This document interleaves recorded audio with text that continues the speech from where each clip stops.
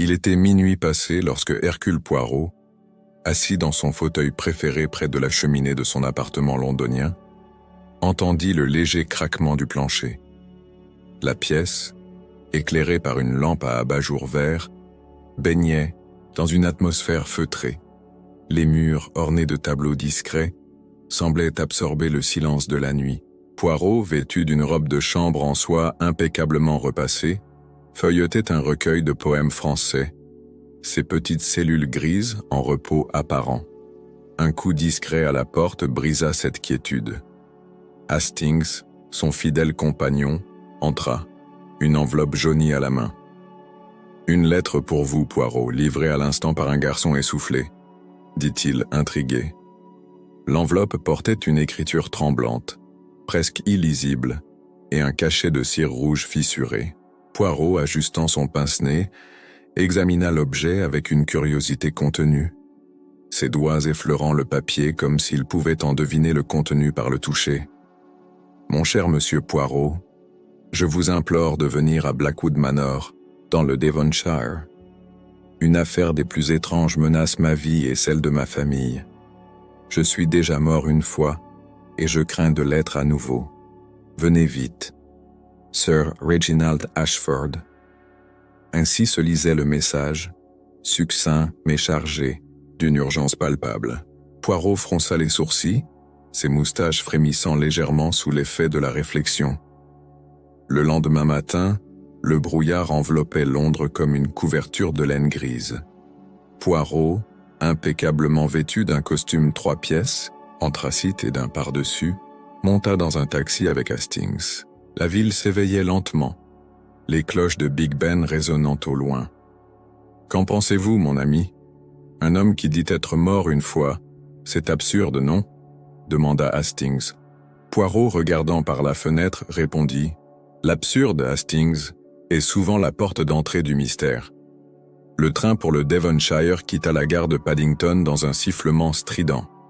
À l'intérieur du wagon, l'odeur du cuir des sièges se mêlait à celle du thé que servait un steward.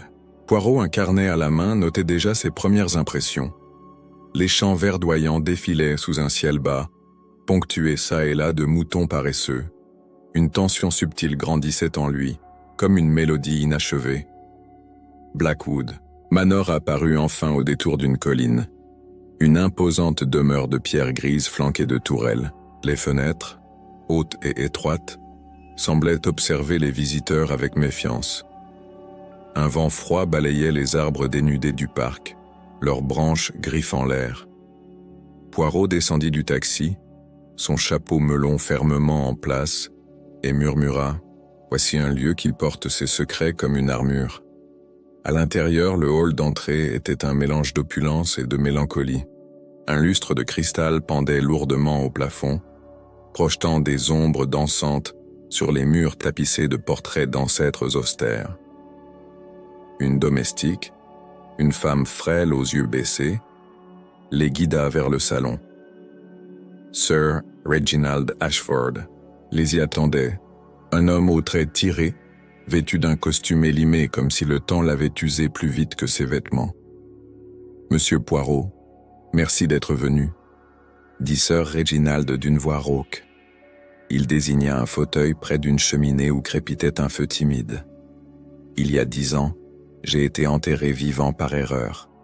On m'a retrouvé in extremis, mais aujourd'hui, je sens une ombre planer à nouveau sur moi.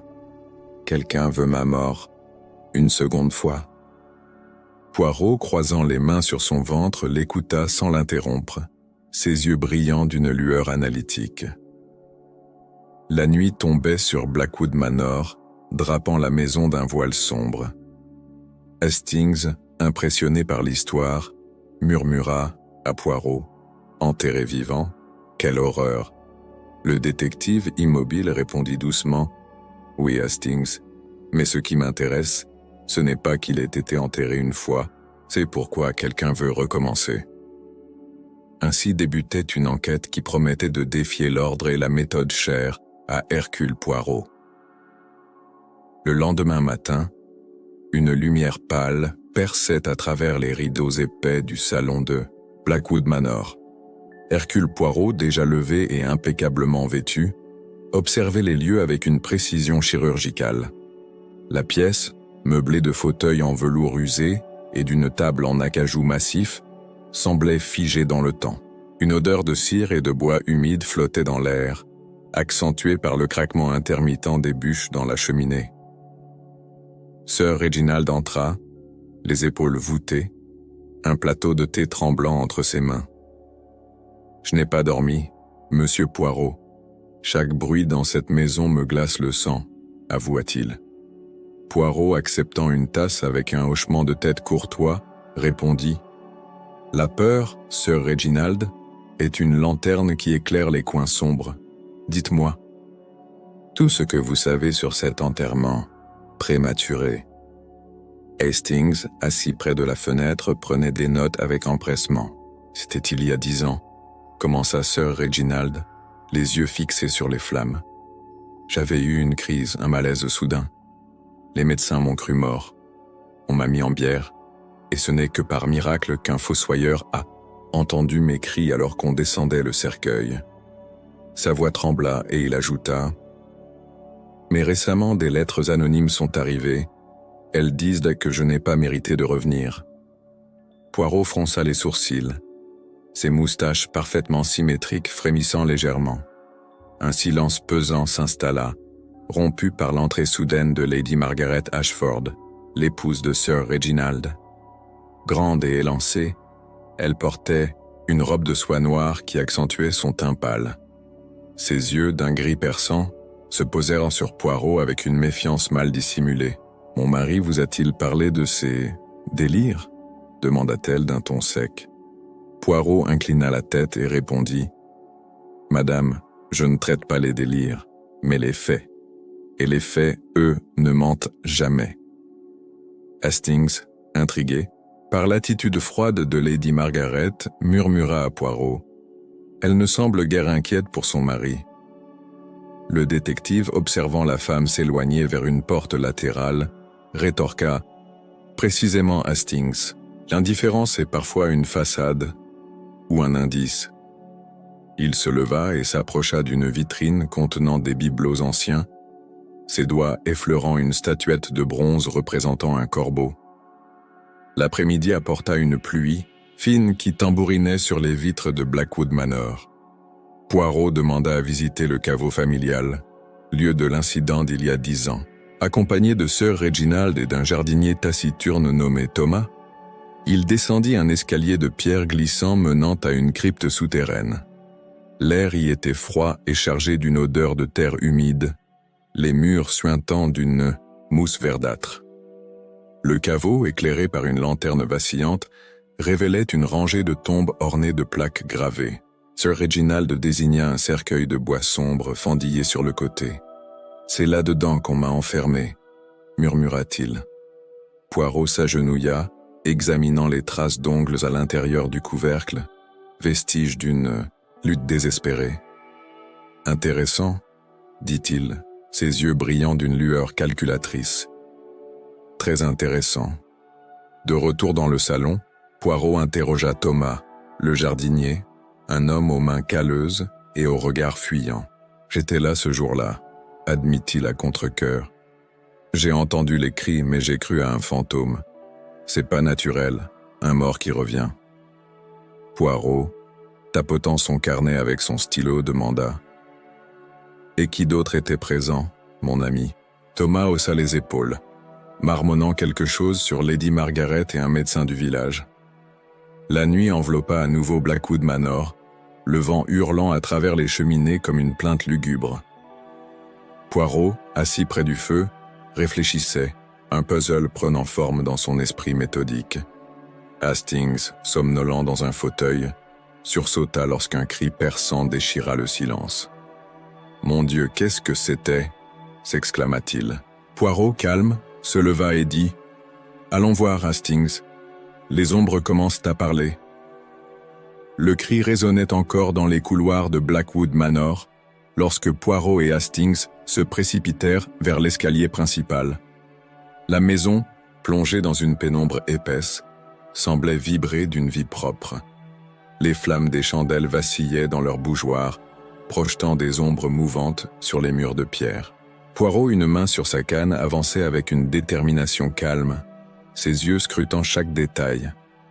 Ils arrivèrent au premier étage, où une porte entrebâillée laissait filtrer un ray de lumière pâle. Hastings, le souffle court, murmura « Cela venait de là, j'en suis sûr ». Poirot poussa doucement la porte, révélant une chambre aux rideaux tirés. Une lampe à huile brûlait faiblement sur une commode, illuminant une silhouette recroquevillée sur le lit. Clara, la fille cadette de Sir Reginald, tremblait comme une feuille. « Mademoiselle, que s'est-il passé ?» demanda Poirot avec une douceur calculée, s'approchant du lit.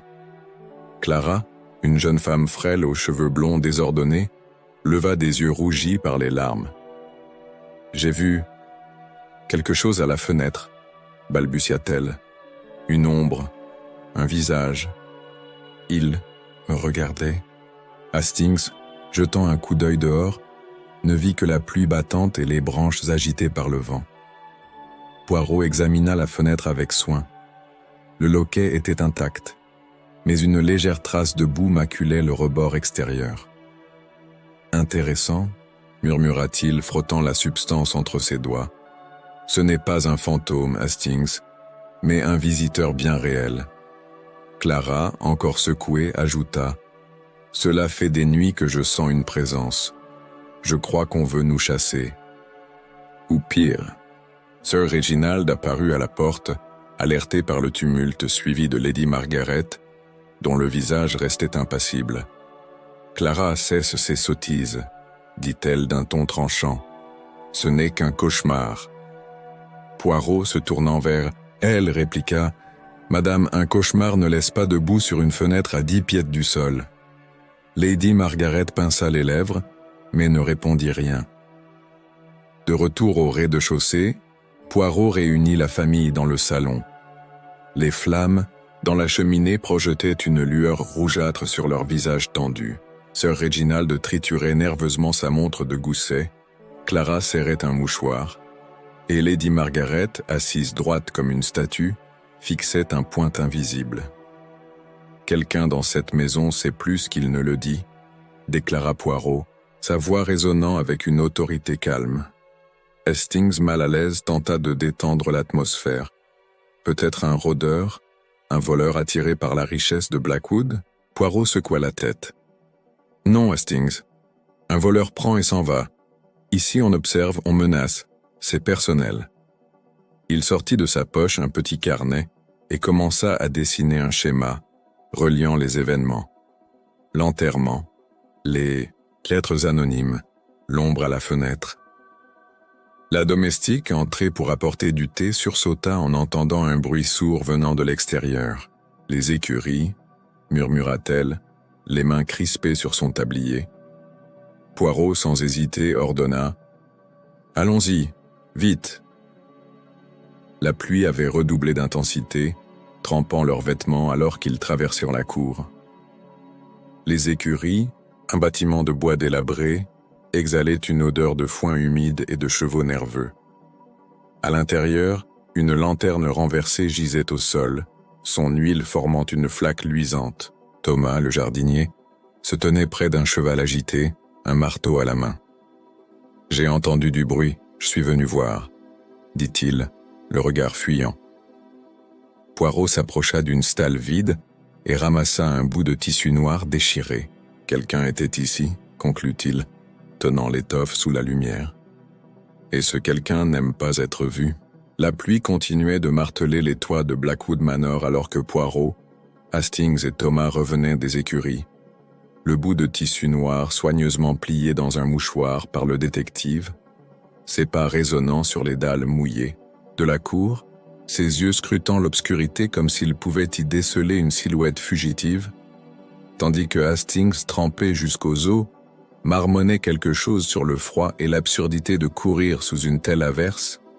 Mais Poirot, imperturbable, ne répondit rien, son esprit déjà occupé à assembler les pièces d'un puzzle encore flou. De retour dans le salon, la chaleur du feu contrastait avec l'humidité glacée de leurs vêtements. Sir Reginald les attendait, nerveux, triturant toujours sa montre, et Clara, enveloppée dans une couverture, levait vers eux un regard inquiet, tandis que Lady Margaret, debout près d'une fenêtre, feignait de s'intéresser aux rideaux, son silence pesant plus lourd que les mots. Poirot posa le tissu sur la table, l'étoffe luisant légèrement sous la lumière des chandelles, et demanda d'une voix posée, « Cela appartient-il à quelqu'un ici ?» Un murmure parcourut la pièce, mais personne ne répondit. Thomas, resté en retrait près de la porte, baissa les yeux, ses mains calleuses serrées l'une contre l'autre, et Poirot nota ce geste, un détail de plus à ajouter à son tableau mental. « Ce tissu, mes amis, n'est pas un hasard, il a été arraché dans la hâte, peut-être dans une lutte, » dit-il, se tournant vers Sir Reginald. « Racontez-moi encore cet enterrement, chaque détail compte, même le plus insignifiant. » Et l'homme hésitant répéta son histoire. La crise soudaine, le médecin du village déclarant sa mort, le cercueil descendu dans la crypte, les cris étouffés qu'il avait poussés jusqu'à ce que Thomas, par miracle, l'entende. Mais cette fois, il ajouta un élément nouveau. Il y avait une dispute ce jour-là entre Margaret et le docteur Harrow. Je m'en souviens vaguement, j'étais à demi conscient. Lady Margaret se raidit, ses doigts crispant le rideau, et lança d'un ton glacial. C'était une discussion sans importance, Reginald, vous délirez encore. Mais Poirot, inclinant la tête, murmura, sans importance pour vous peut-être, mais pas pour moi. Et il demanda à voir ce docteur Harrow, un homme que personne n'avait encore mentionné avec insistance. Sir Reginald expliqua que Harrow vivait retiré dans une maisonnette à la lisière du village, un praticien autrefois respecté mais devenu solitaire depuis des années, et Poirot, tapotant son carnet, décida qu'une visite s'imposait dès le lendemain, malgré la réticence visible de Lady Margaret, dont les yeux trahissaient une lueur qu'Hastings, observant depuis son coin, qualifia intérieurement de « diabolique ». La nuit s'épaississait dehors, les bourrasques secouant les vitres, et un craquement soudain fit sursauter Clara qui murmura « Le lendemain matin, une brume épaisse enveloppait le Devonshire, transformant les collines en silhouettes floues, alors que Poirot et Hastings quittaient Blackwood Manor dans une vieille calèche prêtée par Sir Reginald, le cocher, un homme, taciturne emmitouflé dans une cape élimée, guidant les chevaux à travers les chemins boueux, tandis que Poirot, assis bien droit, son chapeau melon légèrement incliné par le vent, observait le paysage avec une attention minutieuse, ses mains gantées tenant fermement sa canne, et Hastings, à ses côtés, tentait de protéger son carnet des gouttes qui perlaient sur le toit de la calèche, marmonnant quelque chose sur l'humidité qui rendait tout diablement inconfortable. Le village apparut bientôt, quelques maisons de pierre blotties autour d'une église au clocher moussu, et la maisonnette du docteur Harrow se dressait à l'écart, un bâtiment modeste aux volets fermés, entouré d'un jardin envahi par les ronces, une cheminée fumant faiblement dans la brume, signe que quelqu'un était là tapi dans l'ombre. Poirot descendit avec agilité, frappant à la porte d'un coup sec de sa canne. Et après un long silence, un homme ouvrit, grand, voûté, le visage creusé de rides profondes. Ses yeux méfiants scrutant les visiteurs sous des sourcils broussailleux. « Que voulez-vous » demanda-t-il d'une voix rauque. Mais Poirot, avec un sourire courtois, répondit « Monsieur Harrow, je suis Hercule Poirot, et voici mon ami Hastings. Nous venons parler d'un certain enterrement, il y a 10 ans, à Blackwood Manor. » Et l'homme pâlit visiblement, ses doigts serrant le chambranle comme pour se retenir de fuir. Invités à entrer, ils pénétrèrent dans une pièce sombre, encombrée de livres médicaux et de fioles poussiéreuses, une odeur de camphre et de tabac froid flottant dans l'air. Harrow s'assit lourdement dans un fauteuil, allumant une pipe d'une main tremblante, et Poirot, prenant place en face de lui, sortit le tissu noir de sa poche, le posant sur la table comme une provocation silencieuse. « Reconnaissez-vous ceci, docteur ?» demanda-t-il. Mais Harrow détourna le regard marmonnant. Je ne sais rien de ça, je suis un homme de science, pas un détective. Poirot, imperturbable, insista. Parlons de Sir Reginald, alors.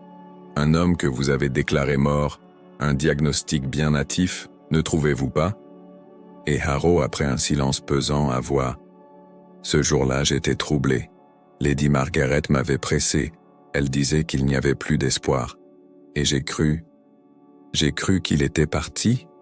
Sa voix s'étranglant sur ces derniers mots, tandis que Hastings, scribouillant dans son carnet, échangea un regard avec Poirot qui murmura « Pressé, dites-vous. Intéressant, très intéressant. » Le docteur poursuivit, hésitant, expliquant qu'il avait entendu les cris dans le caveau mais que Lady Margaret l'avait convaincu de ne rien faire, prétendant que c'était une hallucination due à la fatigue, et qu'il avait obéi par faiblesse ou par peur, il ne savait plus, et Poirot, croisant les mains sur son ventre, demanda soudain « Et les lettres anonymes, docteur, en avez-vous reçu ?» Ce à quoi Harrow sursauta, niant d'un signe de tête trop rapide. Mais ses yeux trahissaient une terreur ancienne, une culpabilité enfouie. En quittant la maisonnette, la brume s'était levée, révélant un ciel gris et lourd, et Poirot, montant dans la calèche, dit à Hastings « Cet homme cache plus qu'il ne dit, mon ami, et Lady Margaret semble tirer des ficelles bien sombres. Il nous faut creuser plus profond, beaucoup plus profond. » Tandis que le cocher fouettait les chevaux, les ramenant vers Blackwood Manor où les réponses, ou peut-être de nouveaux mystères, les attendaient. Le retour à Blackwood Manor se fit dans un silence tendu, la calèche cahotant sur les chemins, détrempée tandis que Poirot, les yeux mi-clos, semblait plongé dans une méditation profonde, ses doigts tapotant rythmiquement le pommeau de sa canne, et Hastings, observant son ami, tenta de briser le mutisme.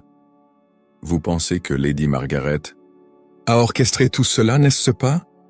Mais Poirot, rouvrant les yeux, répondit simplement « Je ne pense pas encore, Hastings, je rassemble, je tisse, et bientôt la toile révélera son motif. » Une phrase qui laissa Hastings perplexe mais admiratif, comme toujours face à la méthode énigmatique du détective.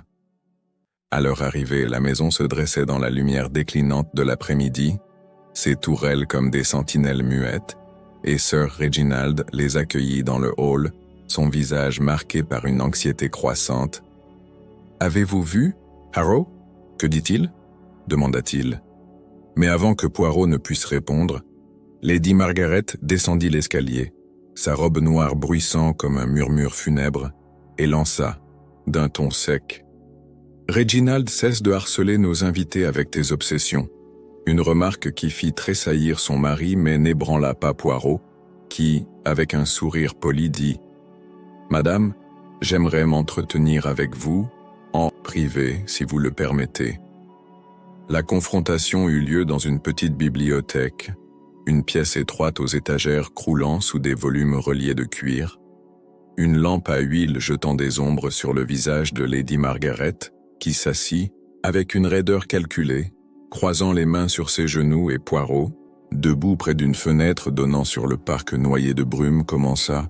« Le docteur Harrow m'a parlé d'une certaine pression exercée par vous le jour où Sir Reginald fut déclaré mort. Qu'avez-vous à dire à cela ?» Et elle, sans ciller, répondit « Harrow est un vieil homme confus. Il invente des histoires pour se dédouaner de son incompétence. » Mais Poirot, sortant le tissu noir de sa poche, le posa sur une table entre eux, ajoutant « Et ceci, trouvé dans les écuries après une intrusion, cela aussi est une invention. » Ce qui fit vaciller, l'espace d'un instant, l'assurance de Lady Margaret, ses doigts se crispant légèrement sur sa robe. Elle se leva brusquement, prétendant une migraine, et quitta la pièce sans un mot de plus, laissant Poirot seul avec ses pensées. Mais il n'était pas dupe, notant dans son carnet cette réaction comme un fil de plus dans la toile qu'il construisait patiemment. Peu après, Clara entra timidement, ses yeux encore hantés par la peur, et murmura « Monsieur Poirot, j'ai trouvé quelque chose dans les affaires de ma mère », avant de lui tendre une lettre froissée, écrite d'une main nerveuse. « Reginald doit payer, il ne mérite pas cette vie. » Sans signature mais daté d'il y a 10 ans, Un indice qui fit briller les yeux de Poirot d'une lueur triomphante. « Merci, mademoiselle. Ceci est précieux, très précieux, dit-il, tandis que Hastings, entrant à son tour, s'exclama « Une lettre anonyme. Mais qui l'a écrite ?» Et Poirot, rangeant le papier dans sa poche, répondit « Peut-être Lady Margaret elle-même ou quelqu'un qu'elle protège. Les fils se croisent, Hastings, et bientôt nous verrons l'araignée. » La soirée s'annonçait lourde. Un dîner fut servi dans la salle à manger, une longue table éclairée par un candélabre d'argent. Les plats fumants contrastant avec l'atmosphère glaciale. Sir Reginald mangeant à peine, Clara jetant des regards furtifs à sa mère, et Lady Margaret, impassible, tranchant son rôti avec une précision mécanique, tandis que Poirot, savourant chaque bouchée avec une élégance étudiée, observait tout, chaque geste, chaque silence, sachant que la vérité, comme un bon vin, se révélerait avec le temps. La nuit avait enveloppé Blackwood Manor d'un manteau noir lorsque le dîner s'acheva, les chandelles du candélabre s'éteignant une à une dans la salle à manger, laissant derrière elles une odeur de cire fondue, tandis que Poirot, refusant le digestif proposé par Sir Reginald, se leva avec une grâce mesurée, annonçant qu'il souhaitait inspecter une dernière fois le caveau avant de se retirer, une décision qui fit froncer les sourcils de Lady Margaret, mais elle ne protesta pas, se contentant de quitter la pièce d'un pas rapide, sa silhouette disparaissant dans l'escalier comme une ombre fuyante, et Hastings, intrigué, suivit Poirot, une lanterne à la main, marmonnant. « Que cherchez-vous encore là-dedans, Poirot? Tout a été vu, non ?» Mais le détective, ajustant son pardessus, répondit « Tout n'a pas été compris, mon ami, et c'est dans les détails que la vérité se cache. » Le caveau les accueillit avec son silence oppressant, l'air froid mordant leur visage alors qu'ils descendaient les marches glissantes, la lumière vacillante de la lanterne projetant des ombres difformes sur les tombes. Et Poirot, s'arrêtant, devant le cercueil de Sir Reginald, celui qui portait encore les marques d'ongles, s'agenouilla pour examiner le sol, ses doigts gantés effleurant la pierre humide, jusqu'à ce qu'il trouve une petite boîte métallique, rouillée, demi-enfouie sous une dalle descellée. Un objet qui fit briller ses yeux d'une lueur intense. À l'intérieur, il découvrit des cendres mêlées de fragments de papier brûlé, quelques mots encore lisibles. Justice, Reginald, trop tard.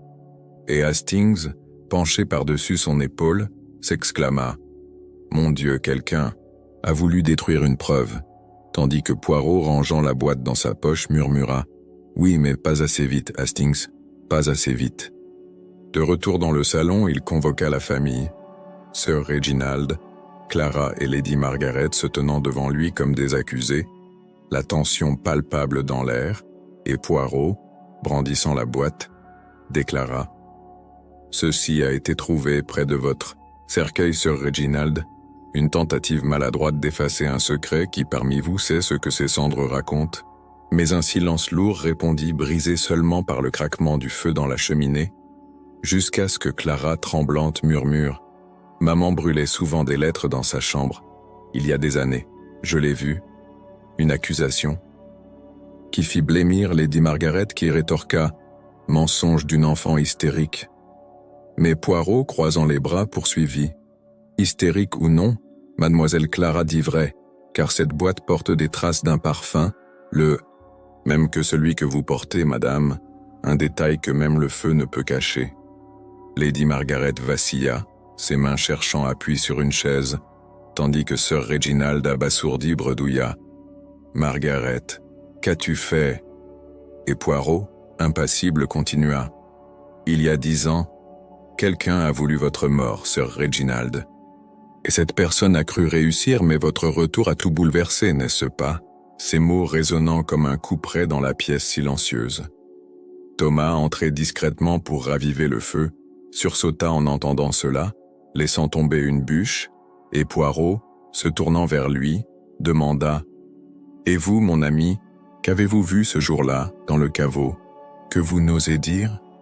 Mais le jardinier, blême, s'enfuit sans répondre, laissant derrière lui un mystère de plus, tandis que Poirot, regardant la famille désemparée, savait que la vérité, comme les cendres dans la boîte, ne demandait qu'à être reconstituée.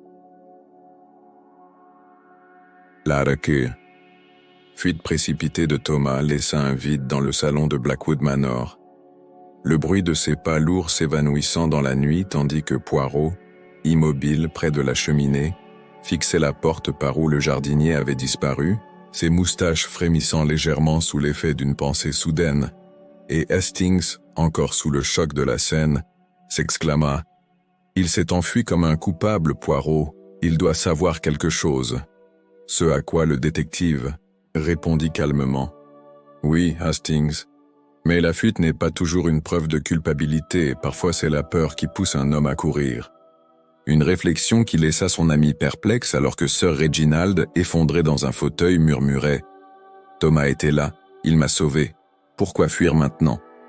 Et Lady Margaret, retrouvant un semblant de composure, lança d'un ton acerbe « Parce qu'il est faible, comme vous tous. » Poirot, ignorant la remarque, se tourna vers Clara et demanda doucement « Mademoiselle, avez-vous déjà vu Thomas agir étrangement, peut-être près du caveau ou des écuries ?»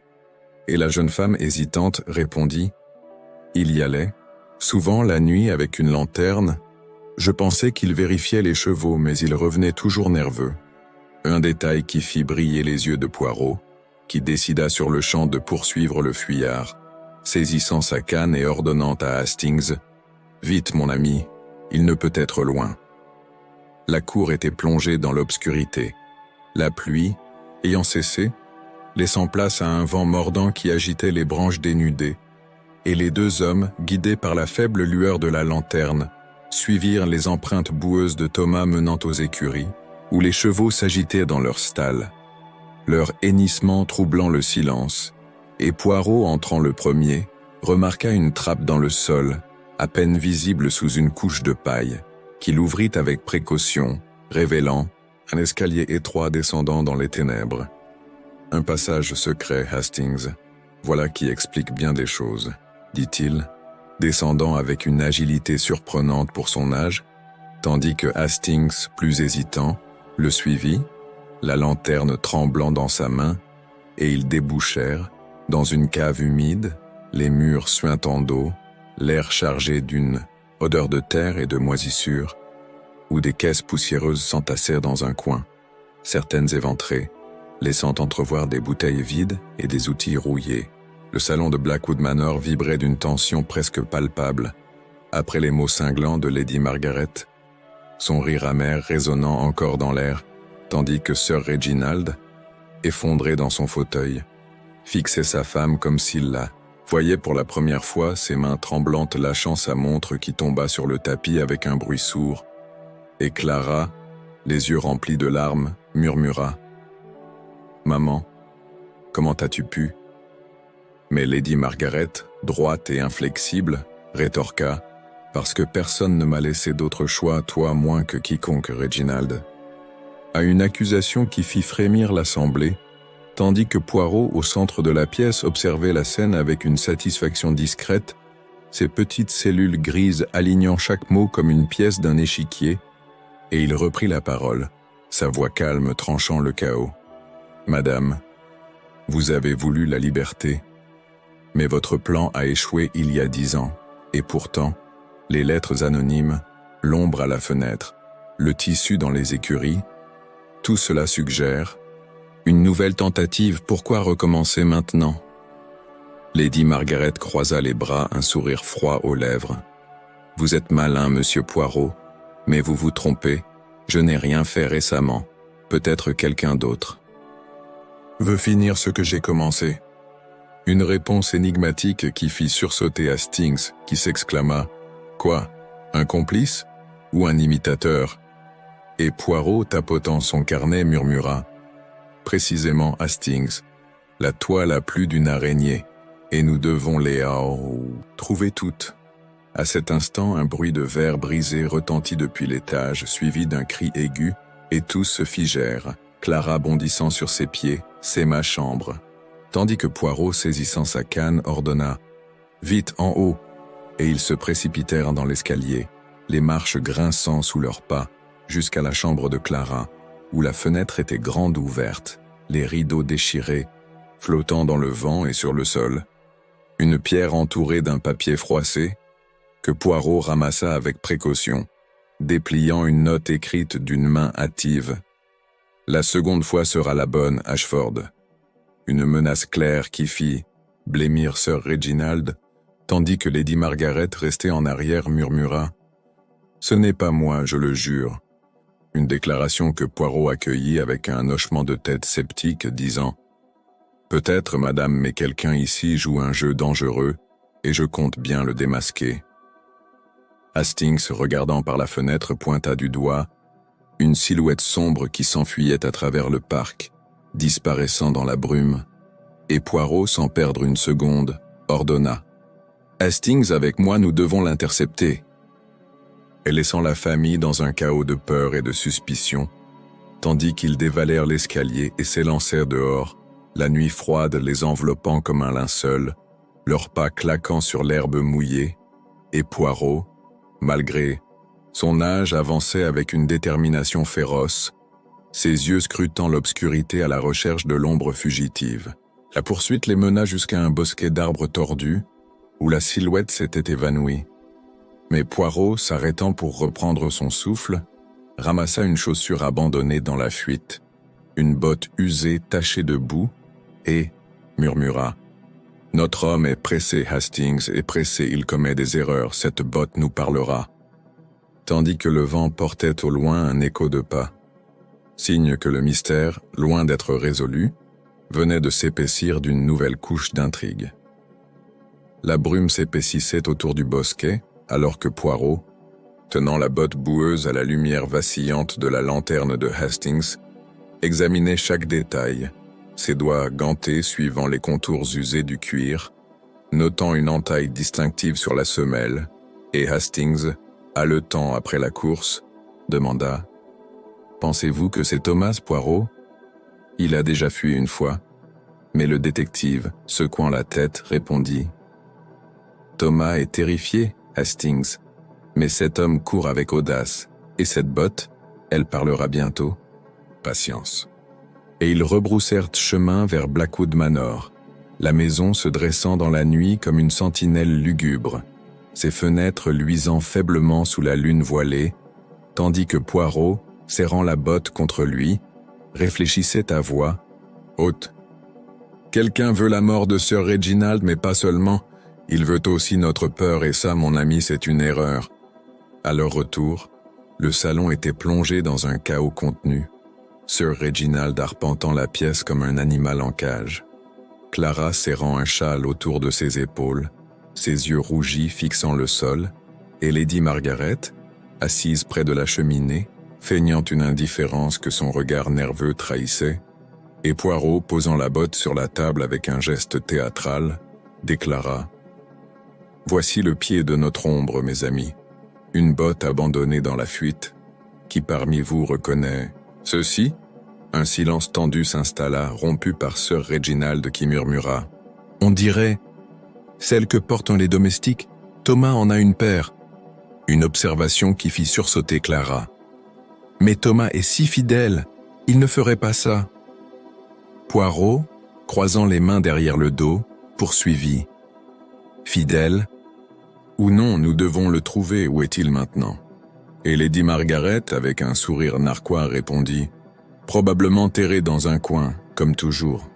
Pourquoi ne fouillez-vous pas ces quartiers ?» Une suggestion que Poirot accueillit d'un hochement de tête, ordonnant à Hastings de l'accompagner vers la petite dépendance où logeait le jardinier, un bâtiment délabré à l'orée du parc, ses murs envahis de lierre. À l'intérieur, l'odeur de tabac et de bois humide les accueillit, une paillasse défraîchie occupant un coin, et sur une table, une pile de lettres attachées par une ficelle, que Poirot saisit avec précaution, découvrant des messages similaires à ceux reçus par Sir Reginald, « Parle et ta sœur mourra ». Une menace qui expliquait la terreur de Thomas. Et Hastings, lisant par-dessus son épaule, s'exclama « Mon Dieu, quelqu'un le manipule !» Mais avant que Poirot ne puisse répondre, un craquement résonna dehors, et ils se précipitèrent, À la fenêtre, apercevant une silhouette s'éloignant vers le caveau, trop indistincte pour être identifiée, et Poirot, sans hésiter, lança « Après lui, Hastings, il ne nous échappera pas 2 fois ». La poursuite les mena à travers le parc, leurs pas glissant sur l'herbe mouillée jusqu'au caveau où la porte de pierre était entr'ouverte, un souffle d'air froid s'échappant de l'intérieur, et Poirot, ralentissant, murmura « Prudence, mon ami, nous entrons dans le cœur du mystère », tandis qu'il poussait la porte, révélant l'obscurité béante, où un bruit de pas précipités résonnait, signe que leur proie était là, cachée dans les ombres, et Poirot, tenant la lanterne, avança, déterminé à démasquer l'intrus qui semblait jouer avec la mort elle-même.